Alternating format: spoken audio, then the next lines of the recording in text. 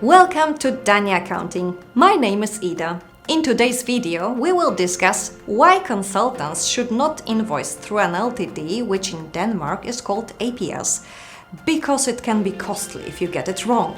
It's important to understand that just because you issue an invoice through an ApS for your consulting services does not necessarily make it company income. In some circumstances, you might have just put yourself at risk of double or even triple taxation. But with our help, you can avoid this potentially costly mistake.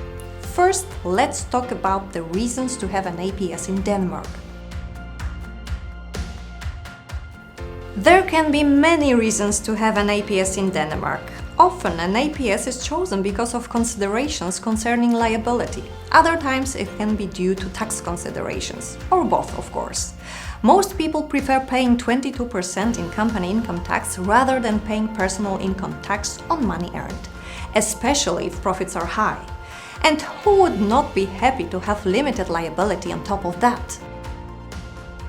So what are the reasons why you would even invoice your consulting services through an ApS? In general, you can say that just because you issue an invoice through an ApS in Denmark for your consulting services does not necessarily make it a company income. It is only a company income and taxed as such as long as you are not considered an employee concerning the client. In some circumstances, you just might have put yourself at risk of double or even triple taxation. Yes, triple taxation. Keep in mind that this risk applies to everyone, including other industries than just consulting services.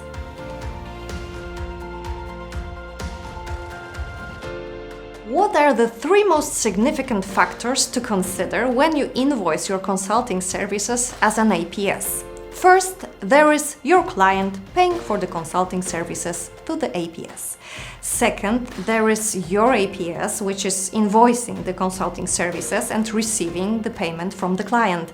And finally, there is you receiving a salary from the ApS at some point. The big question here is the money being paid from the client to you? Meaning that it is you and not the ApS that is the beneficiary. This situation can occur if the work you perform for the client has the characteristics of standard employment. There is not one single thing that you can point at to determine who is the beneficiary. So, why would you be considered an employee in this transaction? The client is giving instructions and inspecting the work done as in regular employment. You only have one client or one major client. The agreement between the client and you is ongoing and has no specific term. Your working hours are set by the client. The contract stipulates a termination period. You get paid per hour, weekly, monthly. The client pays for the costs relating to the work done. You have paid holiday, employee insurance, and similar costs associated with being an employee.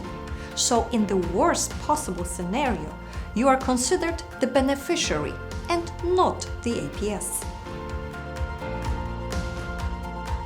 The tax consequences for you being considered the beneficiary and not the ApS will most likely be: number one, the ApS will first have to reduce its income with the invoiced amount including VAT. Secondly, the ApS will now instead be taxed on the total amount received by the client, so the total sales including VAT.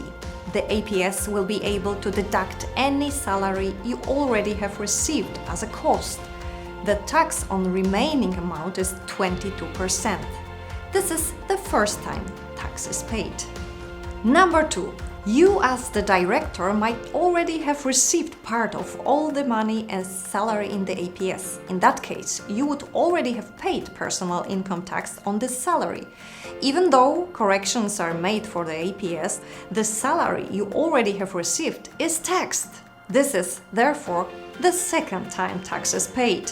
Number three, The sales, including VAT from the APS, is now added to your personal income and taxed one more time.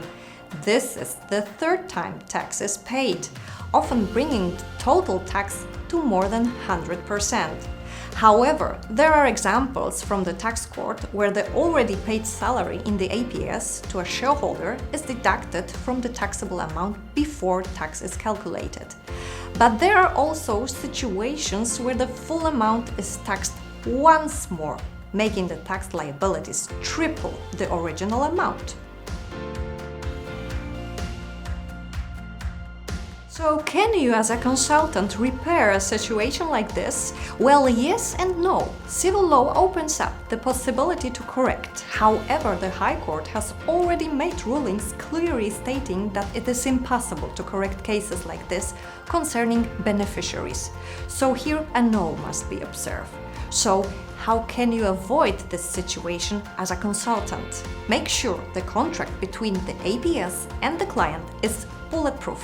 Especially consider the points from above carefully. Are you still not sure if you could be considered an employee? In general, the best advice is, if you are not sure, then do not invoice through an APS. If you should choose the invoice through a sole proprietorship, there will still be tax consequences if you are considered an employee. But the amounts in tax would be smaller since you usually already would have been taxed in your income, so a sole proprietorship is not a perfect solution either, but safer and cheaper than an APS. If you already feel that you are just an employee, do not bother with the APS or the sole proprietorship. Simply become an employee and save yourself a ton of headache and tax. If you have any questions about using an APS to invoice your clients, reach out to us and schedule a consulting call. We look forward to serving you here at Danny Accounting. Thank you for watching.